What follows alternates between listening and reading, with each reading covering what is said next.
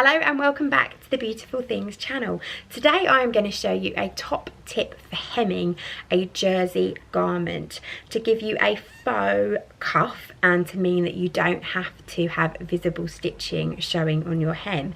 So as an example, I've made this little vest top here for little Miss Mac. You can see I've put bands on the arms and on the neckline, but the bottom is raw. Now what we would normally do is obviously turn the fabric under and stitch it down from the right side, either with a twin needle, or you might use a zigzag stitch or just a long straight stitch, but you would hem it and you would have a visible sewn line. I'm going to show you how to create a faux cuff that looks like this. Now you can do this on the overlocker, it looks best on the overlocker, but you can also do it on a sewing machine, you don't have to have an overlocker. So I've got the right side of my garment facing me. I'm just going to flip it up so that you can see the inside. You're going to turn your edges in to the wrong side by roughly 5/8. So see, I've turned that in and I've used my seam gauge here. You can see I've turned that in by 5/8, and then you're going to turn it back on itself like so. So we've turned it 5/8 to the wrong side, and then the reason I do this with the right side of my garment facing me is because it makes this easier. So you're turning it 5/8 to the wrong side, and then you're going to bring it down and turn it back on itself and place a clip here, and then you're going to carry on working your way all the way round. So you're going to turn it 5/8 to the wrong side and then turn it back on itself and clip. So I chose to do 5/8 and then folding it back on itself because when I sew with a 1/4 inch seam allowance. So it's going to, on my overlocker anyway, cut off a little bit of that fabric. And it's going to take my 5/8 hem down to roughly 1/4 inch. So you want to make sure you go bigger than you actually want it to be when it's finished.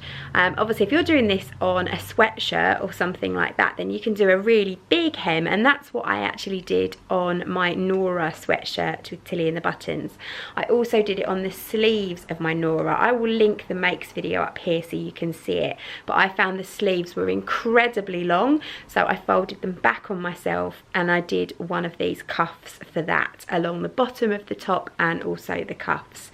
So this is perfect if you've got a top that's too long or the sleeves are too long. It's a really good way of shortening it quickly without cutting it off and re-hemming it. If you know that you're going to want to put this on the bottom of a hem, it might be worth just adding a little bit of extra length to your garment to allow you to have enough fabric to be able to do it. So once it's all clipped up, this is how it looks. You can see here, it's all clipped up. You can use pins if you haven't got clips, but you've got a folded edge at the top here, and then you've got a raw edge of fabric that runs against a folded edge of your garment. So you can see there. So what we're going to do is we're going to overlock on stitch with a 1/4 inch seam allowance along here. So just along the raw stroke folded edge of the garment. And what that's going to do when you've stitched here is it's going to allow this to then fold back and create a faux cuff along the bottom.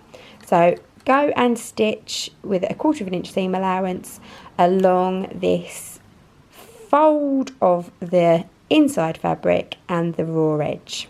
Give it a good press because it does have a tendency to curl, but you can see from the right side now you've got this lovely little faux band along the bottom.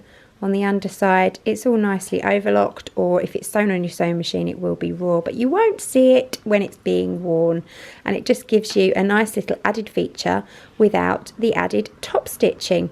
As I was sewing this, I realised, I know I said at the beginning that you couldn't do this with a woven fabric, but you can, as long as you have got an overlocker, because that's going to obviously tidy up that raw edge. Or you could turn again so that it turned itself under and you didn't have a raw edge. I'll maybe do another tutorial on that, but it is doable, but you would need to add quite a bit of extra fabric to the bottom of your garment. But I like to use this method whenever I need to shorten a top.